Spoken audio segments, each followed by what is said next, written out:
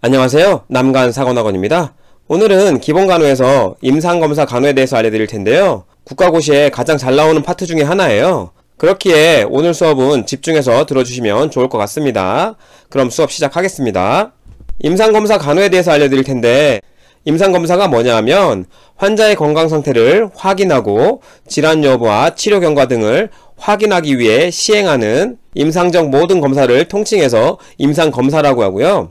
그럼 이러한 임상검사를 위한 전, 중, 후 간호에 대해서 알려드릴 텐데, 먼저 검사 전 간호에 대해서 살펴보면 검사 전 금식이나 약 복용 등의 주의사항이 있을 수 있어요. 특히나 어떤 약물은 그 검사 결과에 영향을 미칠 수 있기 때문에 며칠 전부터 복용을 금지해야 하거나 검사에 따라서는 금식을 요구하는 검사도 있기 때문에 이런 금식 여부를 묻는 문제도 시험에 좀 나올 수 있기 때문에 추후에 자세히 들어주시면 될 것 같습니다.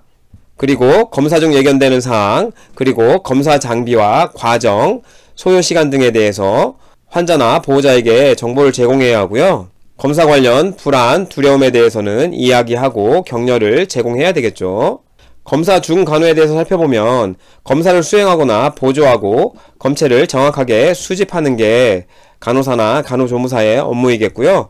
감염의 예방을 위해 표준주의와 묵인법 사용하고 검사의 유행에 따라 적절한 체위를 유지하도록 도와줘야 하고요. 이 표준주의와 묵인법 관련해서는 추후에 다시 알려드릴 내용이기 때문에 여기서는 감염 예방을 위한 하나의 방법이다라고만 알고 넘어가시면 될 것 같습니다. 필요시 환자의 상태를 모니터하고 신체적, 정서적 지지를 제공해주면 환자가 조금이라도 안심할 수 있겠죠.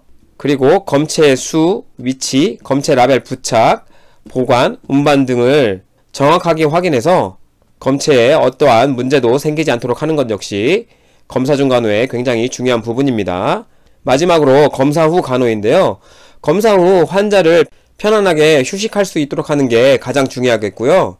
환자의 상태를 역시나 문제가 있을 수 있기 때문에 주기적으로 사정해야 하며 검사 후 간호에 대해서 환자와 보호자 모두에게 교육할 필요 역시 있겠죠.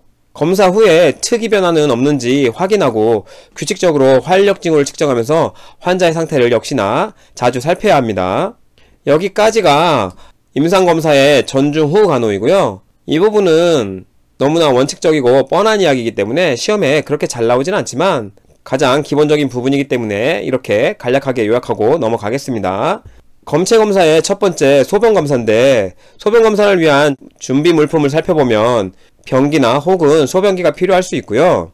당연히 소변검체 용기가 필요하겠고 검체 라벨이 필요하겠죠. 이런 부분은 시험에 그렇게 잘 나오진 않지만 생각해보면 답이 나오는 부분이기 때문에 넘어가겠습니다. 두 번째로 방법인데, 일반 소변 검사에 대해서 먼저 살펴보면 변기에 소변을 조금 본 후 중요 포인트는 이 중간 소변이죠. 중간 소변을 검체 용기에 3분의 2가량 받게 하고 검체 용기에 라벨을 붙이게 됩니다. 일반 소변 검사에서 여러분 시험에 가장 잘 나오는 내용이 이 중간 소변이에요. 그래서 중간 소변을 받는다만 기억해 두시면 될 것 같고요. 배설량 측정이 필요한 경우라면 배설량 기록지에 이 소변량을 당연히 기록해야 되겠죠. 그리고 일반 소변 검사는 신속하게 검사실로 보내야 되는데 늦어지게 되면 냉장 보관할 수 있다, 이런 것도 시험에 나올 수는 있어요. 다음으로 24시간 소변 검사, 여러분 시험에 역시나 잘 나오기 때문에 잘 알아두세요. 이 24시간 소변 검사는 24시간 소변을 모두 모으는 거기 때문에 이 수집백에 환자 이름과 시간을 적은 라벨을 붙여야 돼요. 이 처음 시작하는 시간을 적어놔야 24시간이 되는 시간에 맞춰서 소변을 정확하게 모을 수 있을 테니까요. 일부러 약간 모자이크 처리를 하긴 했는데 여러분 임상에서 많이 보셨을 거예요. 이게 24시간 유린 수집백이에요. 이렇게 라벨을 붙이고 이 라벨 위에다가 처음 시작하는 시간을 기록해 놓고 정확하게 24시간이 지날 때까지 소변을 모으는 게 24시간 소변 검사겠죠. 검사가 시작되면 첫 소변을 보게 하고 그 소변은 버려야 됩니다. 굉장히 시험에 잘 나와요. 그리고 다음 소변부터 매번 소변을 수집백에 모으고 검사 시작 시간으로부터 24시간이 되면 마지막 소변을 모아야 되기 때문에 보게 해서 수집백에 넣어놔야 합니다. 첫 소변 버리는 거 시험에 나오고 마지막 소변 모으는 거 시험에 나올 수 있어요.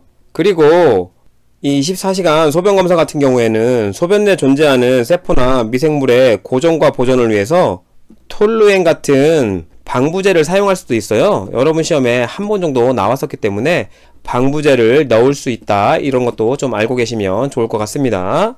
제가 만든 영상이 도움이 되신다면 구독과 좋아요 눌러주시면 감사하겠습니다. 그 다음 소변 배양 검사에 대해서 알려드리면, 우선 배양 검사에 대해서 여러분이 좀 알아두셔야 될 필요가 있는데요. 배양 검사라는 것은 쉽게 이야기하면 굉장히 소량의 균이 있을 때 그 균을 굉장히 증식해서 어떤 균이 우리 몸속에 침투했는지를 알기 위해서 행하는 검사예요. 그렇기 때문에 당연히 무균적으로 진행이 돼야 됩니다. 이런 배양 검사는. 이런 기본 지식을 좀 알고 계시면 좋을 것 같아요. 그래서 소변을 무균적으로 수집해야 하는 게 키포인트죠. 그래서 단순 도뇨 세트를 준비해야 해요.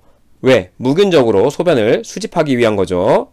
이 세트는 정확하게 말씀드리면 유치도뇨 세트예요. 유치도뇨와 단순도뇨의 차이는 한 가지입니다. 이 끝에 풍선이 달려있느냐 아니냐.